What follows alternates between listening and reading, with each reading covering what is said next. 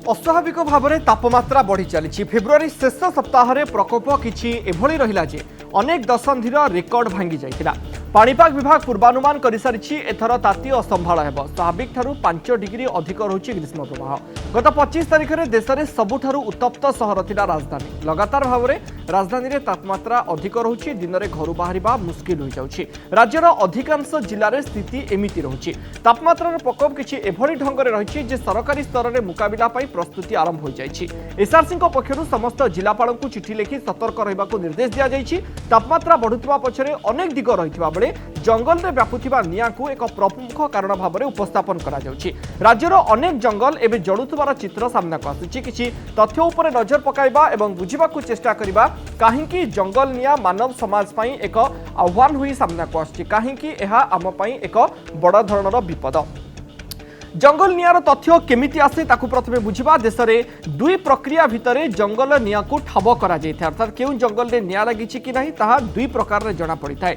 Moderate resolution imaging spectroradiometer एवं जहार स्पष्ट भाव में बुझा गले MODIS से भाव में Suomi national polar orbiting partnership SNPP दुई रिपोर्ट आधार रे निया को रियल टाइम रे मॉनिटरिंग करा जाइथाय।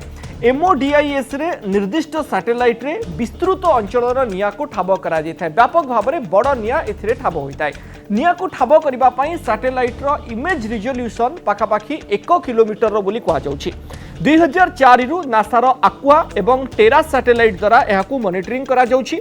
दिन में 4 थर ए दुई सैटेलाइट जरिया रे तथ्य समस्तंकर सामना को आसिथाय। सकाळ 10:30 दिन 1:30 राति 10:30 एवं राति 1:30 एभली भाव में चारोटी समय रे तथ्य सामना को आसिथाय। 2017 परठारु Suomi national polar orbiting partnership को व्यवहार करा जाउछि। एहा जरिया रे छोटो निया को ठाब करिवारे मध्य समर्थ वर्तमान समय सरकार होउछंती वा विभाग ए बाबद रे सक्षम हो पारिछि।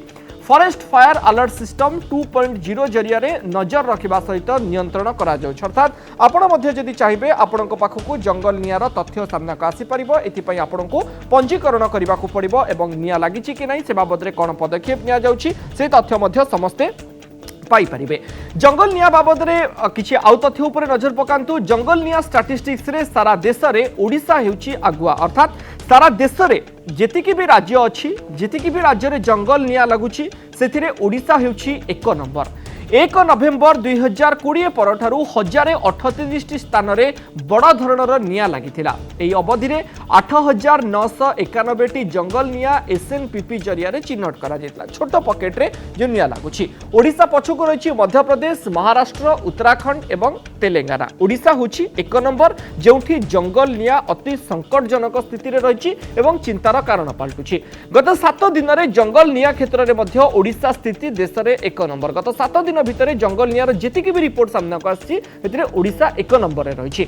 446 टी व्यापक आकार रे एवं 6964 स्थान रे छोट बड़ निया लागिथिला जंगल भितर।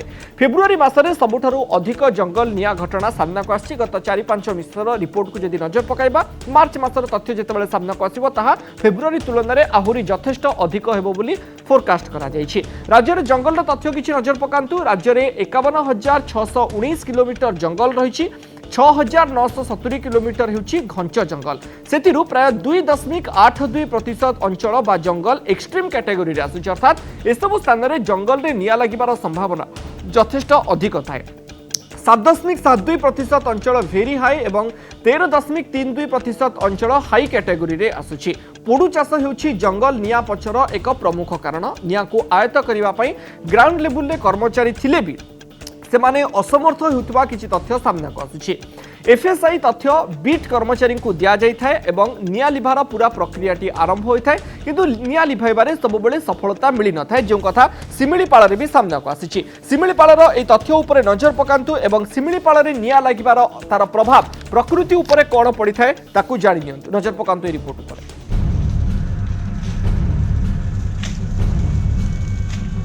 हु हेई जळुछि जंगल।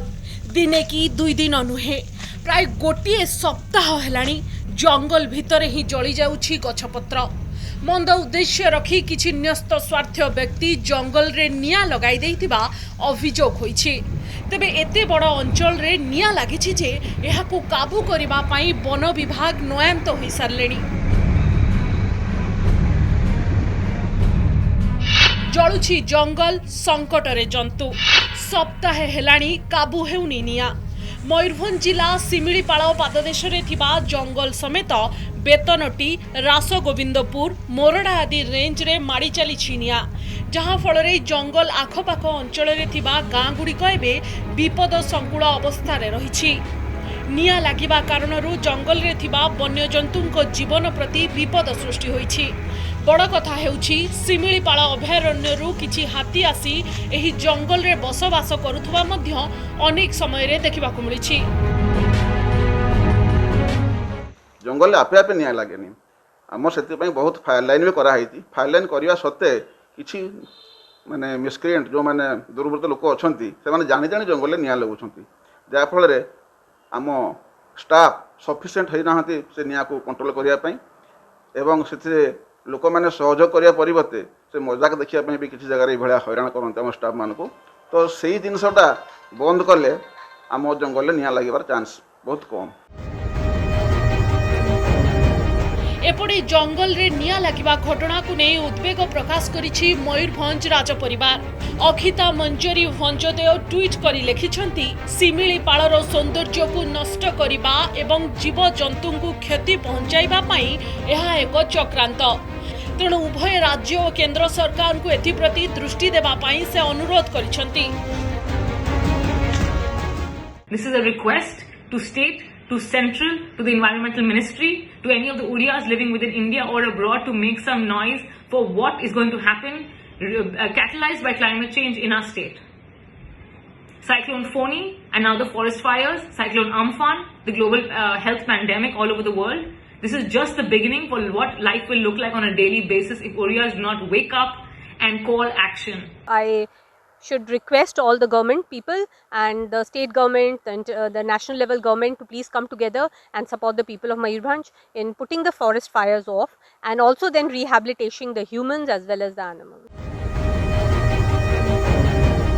बड़ कथा हेउछि निया धीरे धीरे सिमिलीपाଳ अभयारण्य दिगरे माड़ी चलीथिबारु निया को आयत्त करिबा वर्तमान समय रे वन विभाग पई एक बड़ आह्वान पालटिछि।